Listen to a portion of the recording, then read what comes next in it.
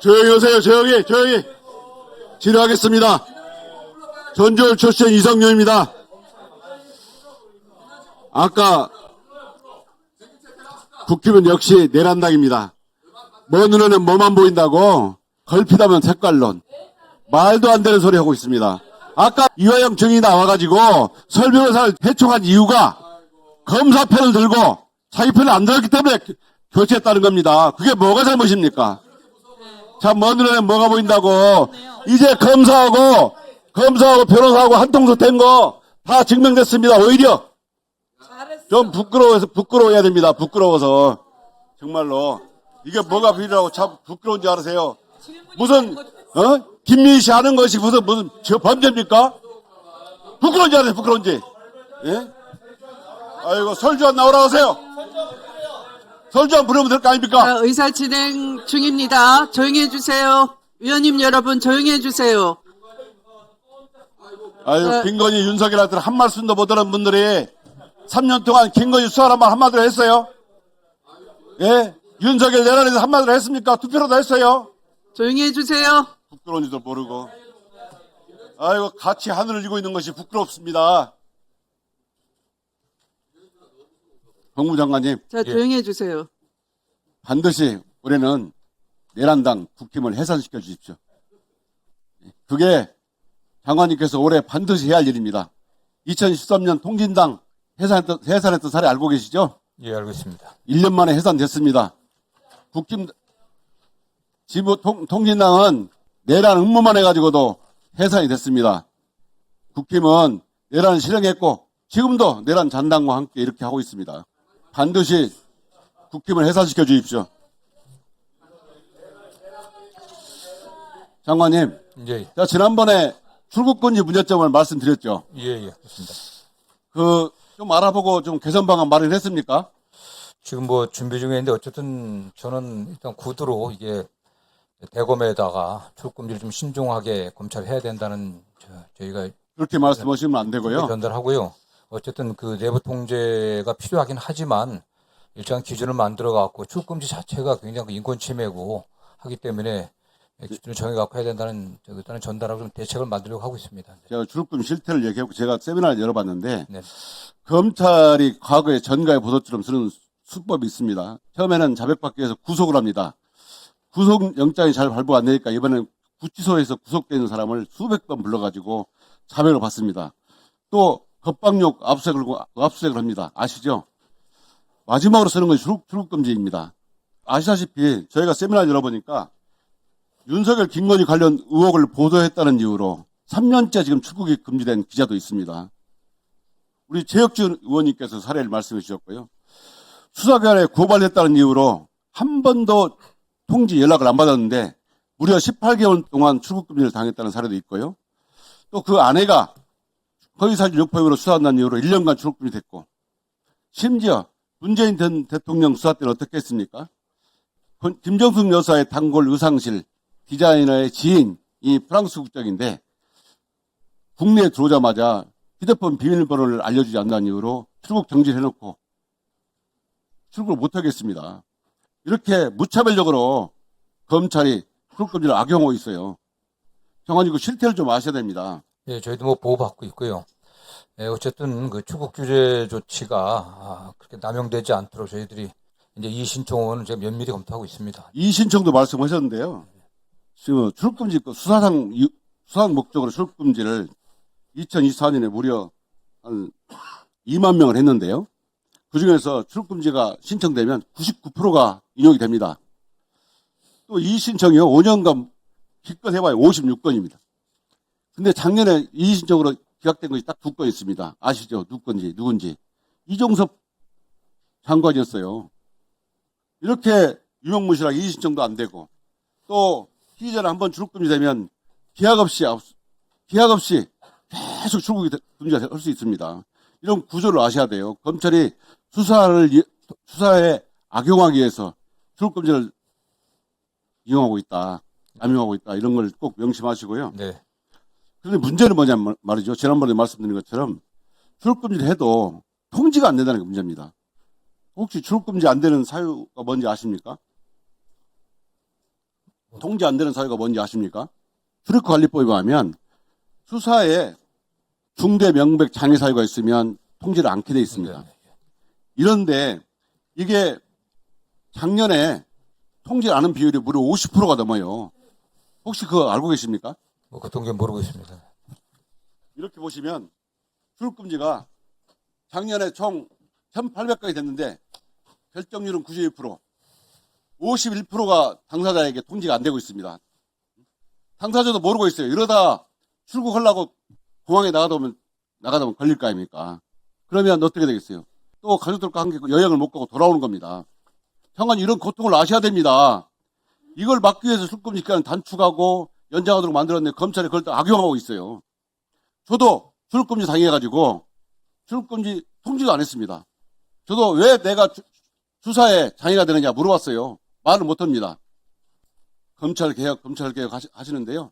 장관님께서 꼭 그 소명의식을 가지고 정말 최소한의 범위 내에서 출국금지가 될 수 있도록 꼭 제도를 개선해야 됩니다. 예, 이건 뭐 분명히 말씀드리지만 이재명 정부 출범 이후에는 확실하게 좀 달라지고 있습니다. 나중에 통계를 보시면 아시게 될 겁니다. 그런데요, 제가 또 하나 그 세미나 과정에 알게 된 게 있는데요. 출국금지가 왜 이렇게 출국금지 자판기라 할 정도로 출국금지가 잘 될까 물어보니까 출국금지 담당 인력이 딱 4명인데 신규 신청 담당 2명, 연장 담당 1명, 이의신청 담당 1명, 총 4명입니다. 이 4명 가지고 수만 건의 출국금지를 다 할 수 있겠습니까? 우선 인력부터 빨리 보강하시고요. 제도 개선은 제가 법안을 낼 테니까 함께 개선 방안도 마련해서 저한테 협의해 주십시오. 네, 그 법무부 전체가 뭐 이제 출입국 이민관리뿐만 아니라 교정, 뭐 범죄 예방 전체적으로 굉장히 인력이 부족한 상태입니다. 저희들이 그 행안부 통해 갖고 기재부가 계속 노력을 하는데 의원님들도 계속 지적을 해주시고 좀 도와주실 부탁드리겠습니다. 네. 전조실 이성윤입니다. 장관님 고생이 많으시죠? 네, 아닙니다. 네. 그 경기도 양평군 공무원의 죽음에 대해서 안타깝고 애도를 표시했는데요. 그렇지만 무엇보다도 이게 한 공무원의 죽음을 정정의 대상으로 삼아서는 안 됩니다. 예, 그렇습니다. 근데 국금에서는 무슨 살인특검이 특검 해체니 이렇게 정정의 소지로 삼고 있는 거 보셨죠? 왜 국힘이 이런지 아시고 계십니까? 네, 뭐 생각해보지는 않았습니다. 국힘이 상당 부분 국회의원들이 수사 대상자입니다. 김건희 특검 중에서 윤석열의 공직선거법 위반, 허위사실 공표에 관련해서 만약에 기소가 돼서 유죄가 받으면 국힘이 지난 선거 받았던 397억 원을 토해내야 됩니다. 알고 계십니까? 뭐 그렇게 특검법에 수사 대상이 돼 있고 또 부측에 공소시효도 중단되게 되어 있습니다. 그렇기 때문에 국힘은 일단 유죄가 인정되면 397억 원을 토해내야 할 지금 상황이 있었기 때문에 저렇게 발악을 하는 거고요. 두 번째요. 아시다시피 헌법에 보면 정당의 목적이 활동이 민주적 기본질서 위배될 때는 해산되도록 할 수 있죠. 네, 뭐 헌법에 법무부 장관이 정당 해산을 청구할 수 있도록 되어 있습니다. 근데 우리 전현 의원께서 말씀하셨지만 국힘이 지난 1호당은 윤석열이야말로 12.3 내란 쿠데타를 직접 일으켰고 또 윤석열이 비상계엄에 대해서 추경호 당시 원내대표가 비상구청 장소를 4차례나 바꾸면서 계엄 해제 표결 절차를 지연시켰고 또 탄핵 소추안 표결 때도 105명이 모두 참여하지 않아서 탄핵 소추안을 부결시켰고 또 1월 6일 날은 인간 방패가 되어서 윤석열 체포 집행을 막았고 또 1월 19일에는 윤석열 구성제가 발부되자 특유의 소유의 서부지법 침탈 사태를 일으켰습니다. 그것뿐만 아닙니다. 오늘 한덕수 CCTV를 보셨겠지만 그 한덕수를 한밤에 후보 교체설을 일으켜서 후보를 교체하려다 실패했습니다. 그 실패한 사람을 그 정당에서는 징계도 않고 끝내버렸습니다. 지금 옥립하려던 후보가 어제 보셨던 CCTV 주인공입니다. 그뿐만 아닙니다. 장관님 혹시 권성동 공소장 보셨습니까? 뭐 읽어보지 못했습니다. 읽어보십시오. 거기에 보면 통일교인을 정당원으로 가입시켜서 윤석열과 권성동 정치활동을 도움을 준다. 두 번째, 윤석열과 권성동의 부탁에서 통일교 프로젝트 말하자면 제5 유엔 사무국 설치라든가 아프리카 유니콘 행사 비용 이런 통일교를 진행하는데 이 정권 차원의 도움을 준다. 이건 헌법이 정한 명백한 정교 분리 원칙 위반입니다. 특검의 구속영장에도 그렇게 기재가 되어 있습니다. 그렇기 때문에 중대한 사유다. 권성동을 이러면서 돈까지 받았습니다. 그렇기 때문에 국힘 의원 중에 최초로 구속돼서 지금 재판 중에 있습니다. 장관님, 시간이 나시면 꼭 한번 읽어보십시오. 예, 알겠습니다. 네. 이렇게 국힘의 활동이, 1호당은 윤석열의 활동이, 그리고 그 상당수의 의원들이 예란에 동조하고 있습니다. 우리 전현 의원님께서 말씀하신 것처럼 내란에 부하 수행하는 분들이 참 많습니다. 지금 특검 수사가 계속되고 있지만 국힘은 반드시 위원 정당으로서 이거 해산되어야 된다고 생각합니다. 아시다시피 통진당은 내란 모의분으로 모의만 했는데 해산이 됐습니다.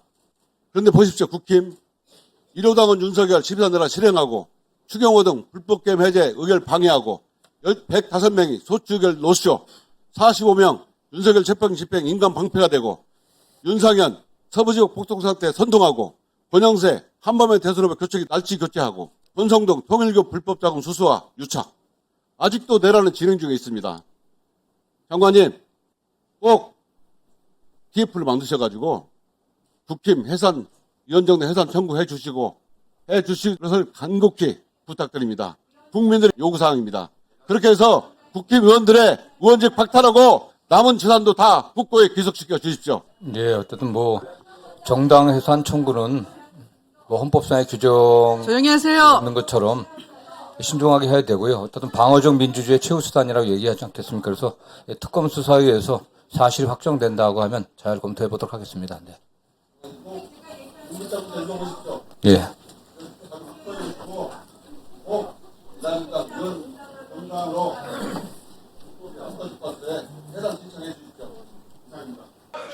자, 김현우 소장님 앞으로 나오고 계시고요. 장관님께 여쭤보겠습니다.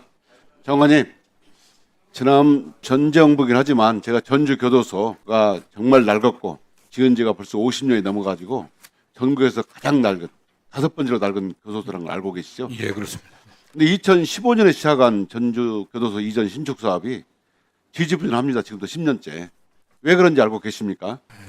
뭐 지자체와 어떤 협의가 잘 안 되는 것 같습니다. 네. 아닙니다. 지금은 어느 기관이든 반대하는 기관은 없습니다. 그런데 저희들이 제가 요구한 것은 주민 친화적 교도소로 만들어달라고 말씀을 올렸는데요.